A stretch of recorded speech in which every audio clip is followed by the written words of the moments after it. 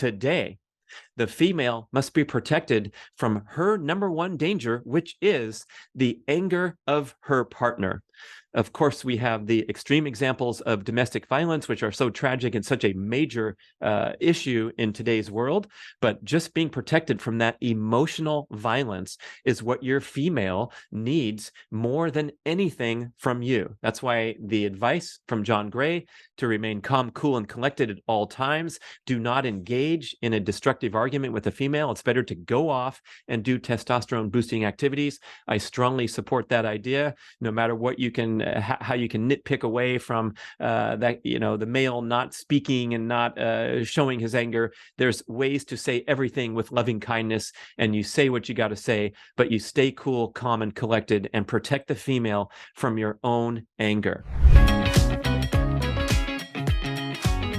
Okay, previous breather show, we talked about the biology of belief and how our cells have the protection response driven by things like fear, anger, that kind of stress. They have the growth response, with love being the most prominent driver of the growth response. And then the third state of perception, of awareness in your cells, is the elevator music. So something that doesn't really trigger you either way. So we want to work hard to break through flawed subconscious childhood programming that drives us into protection response again and again throughout the day and throughout our interactions. I talked about, hey, you can take the traffic jam as an opportunity to listen to some great content, and that's fine and dandy. But when things get really heated and difficulty and challenging, and that's oftentimes when you lose your wonderful skills that you've read about, thought about, listened to.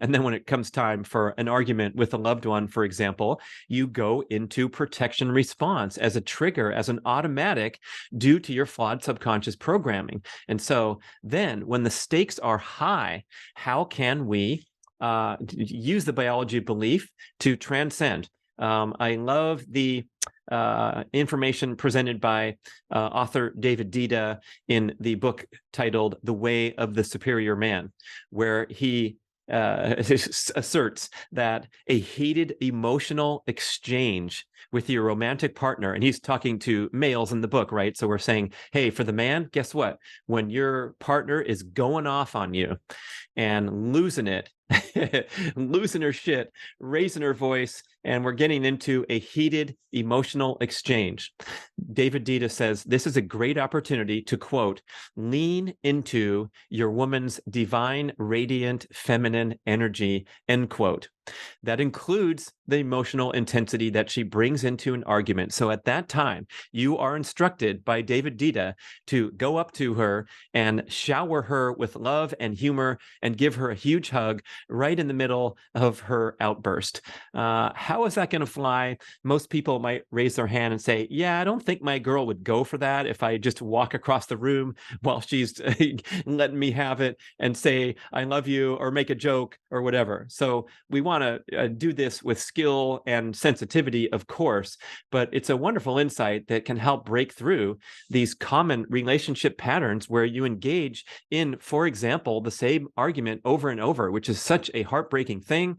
One of the most heartbreaking things I've experienced in my own life is getting butting your head against the wall, fighting about the same shit in the same way over and over. So we need to extricate ourselves from that. I mentioned Deepak Chopra. He has a wonderful comment about this, where he says he's worried about the future of humanity unless we can get a handle on, unless we can tamp down the amount of violence in society today. And of course, he's talking, encompassing the major wars of the planet and whether the nukes are going to go off and all that catastrophic stuff. But he also makes the point to mention that emotional violence also counts on this scoreboard inside of a family home or a romantic relationship. So we have to eradicate violence at all levels of society, especially in that love partnership.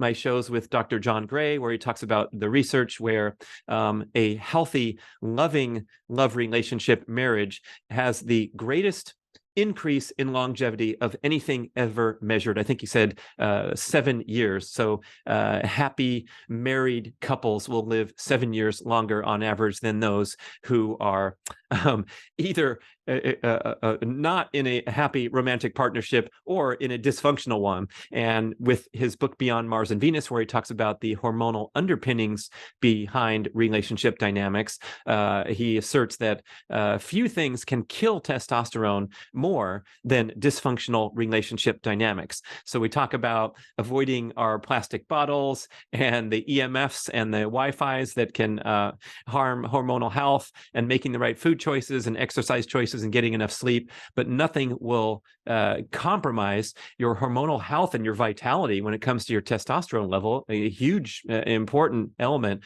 of just being a healthy, vital, energetic man and female, by the way, with female hormonal health being dramatically influenced by healthy relationship dynamics. So next time you have an argument, go up and shower your female, lean into her divine, radiant, feminine energy, shower her with love and humor. Realize from that John Gray insight that the female's deepest biological drive is to, one of them is to mate with a male partner who can protect her from danger. Again, society's evolved. Women don't need no man to make her way through life and all that wonderful stuff. That's progress for society and breaking out of those traditional and limited roles that we're so familiar with from generations past. So he's talking about the idea that we can't ignore these deep biological drives that are still there, no matter how evolved society is. So we're allowed to make our choices for how to live. But when it comes to healthy relationship dynamics, females understand that deep biological drive that is still there. You want your man to protect you from danger.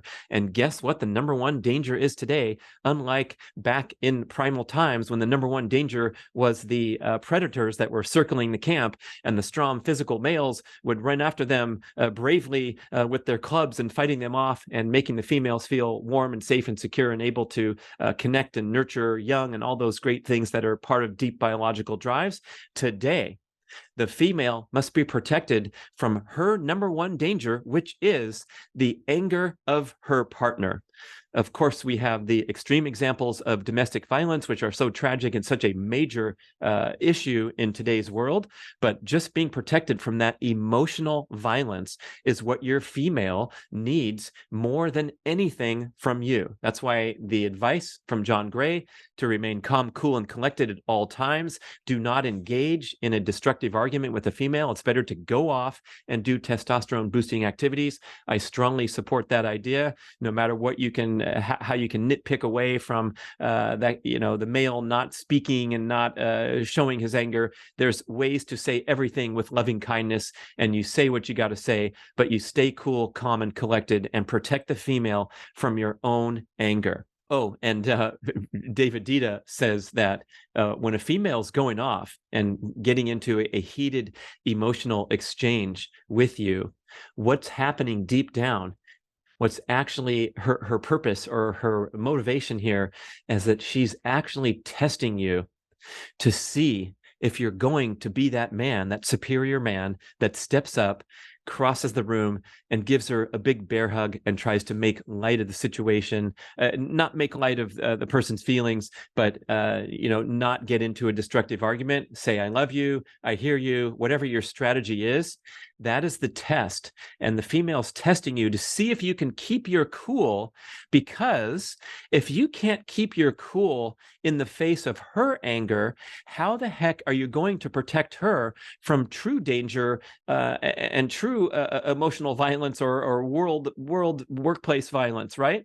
So, boy, that's a heavy one, and a great motivation to keep your cool, protect the female from your own anger, and show her that you love her that much that you will stand there and take it rather than engage. And guess what? If you do that a few times, as detailed in the book, The Way of the Superior Man, things are going to come out really well. Things are going to look good when you keep your cool and listen and be empathetic and put yourself in someone else's shoes when you're getting lit up in a heated emotional exchange. I love it. I think we can all do it. If you want to be a superior man, join the Superior Man Club. Put this into your highest resolve and go for it the next opportunity. We have small opportunities every day to engage and connect better. And then when things blow up and we have really difficult times, see if you can lean into that divine, radiant, feminine energy. Thank you for listening and watching.